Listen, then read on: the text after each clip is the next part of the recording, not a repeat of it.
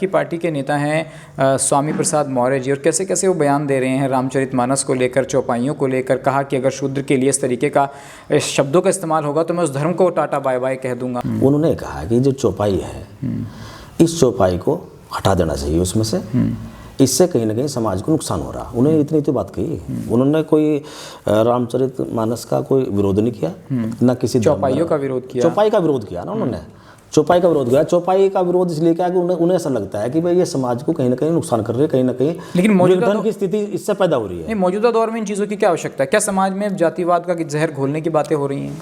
नहीं, जातिवाद तो बहुत सीनियर नेता हैं, पुराने नेता हैं, पढ़े लिखे हैं। जातिवाद का कोई मतलब नहीं है इससे।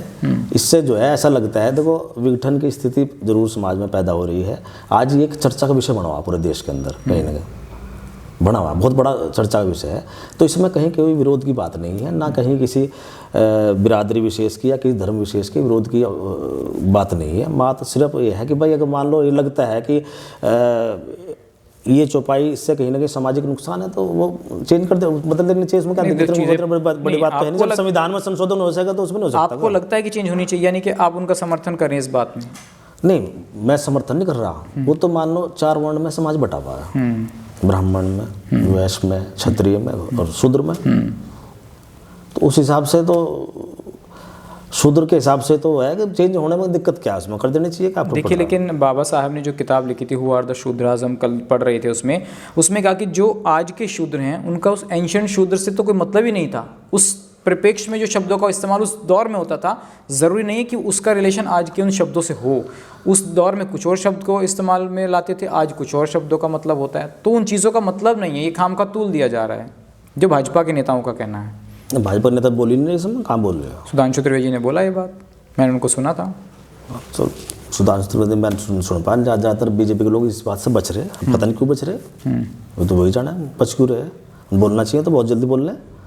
विपक्ष जरा से बोल दे एकदम आ जाए बोलने में, लेकिन इसमें नहीं आ रहे, कुछ मामले में बिल्कुल नहीं आ रहे। इसमें बच रहे हैं, इसका डर रहे बीजेपी वाले।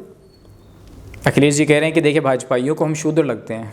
तो शूद्र तो हम है ही भाई। मैं हूँ, मान लो आप गुजर समाज से हो, मैं दलित समाज से हूँ, ना तो मैं ब्राह्मण हूँ, ना मैं ठाकुर हूँ, और ना मैं क्षत्रिय हूँ, ना मैं वैश्य हूँ, तो मैं शूद्र ही तो हूँ। ठीक है भाई, कुछ शूद्र में जितनी जातियाँ हैं, लगभग 6500 जातियाँ हैं, इनमें कुछ संपन्न हैं, कुछ गरीब हैं। तो मैं यही पूछ रहा हूँ कि अखिलेश यादव ने जो कहा कि हम शूद्र हैं, वो जिस बात का आप जिक्र कर रहे थे कि SC प्लस OBC जो पिछड़ा समाज है, अब मैं पूछ रहा हूँ कि विधायक जी क्या उसी को इकट्ठा करने की कोशिश हो रही है क्या? ये सब ये बयान देकर कोशिश नहीं है, ये बयान देकर कोशिश नहीं है। अगर इकट्ठा, क्या पता इस मुद्दे पे इकट्ठा हो ही जा। वही तो है कि क्या ये सियासत है? सियासत नहीं है, लेकिन मान लो कोई चीज़ अगर उभर रही है राजनीति में, मान लो कहीं विचारों में उभर रही है, तो उसका कुछ ना कुछ नफा नुकसान होता ही है। किसी को नफा होता है, किसी को नुकसान होता है। जब कोई चीज़ समाज में चलेगी और इतने ज़बरदस्त तरीके से चलेगी तो उसमें कुछ ना कहीं तो नुकसान करेगी और कहीं फ़ायदा करेगी।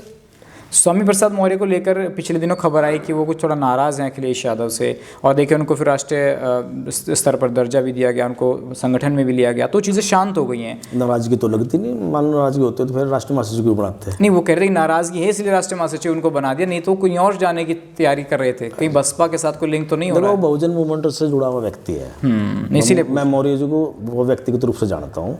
बहुत अच्छे स्वभाव के व्यक्ति हैं, हमेशा गरीब के पक्षधर रहे हैं, और इस बाबा साहब की मूवमेंट से बहुत ज़मीन से जुड़े हुए व्यक्ति हैं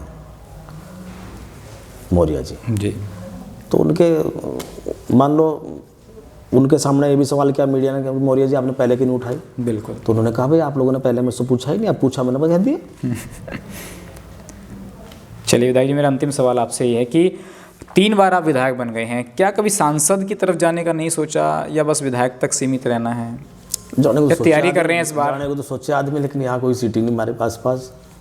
नगीना है, लेकिन अभी मेरा अभी कोई इरादा नहीं है। नगीना से तो चंद्रशेखर का कह रहे हैं कि फाइनल हो गया है, वो चुनाव लड़ेंगे। जिसका फाइनल होगा उसे लड़ाऊंगा। या मांगेंगे टिकट वहाँ? ना, मैं नहीं मांग रहा। विधायक तक सीमित रहेंगे? 29 के बाद देखेंगे। 29 के बाद?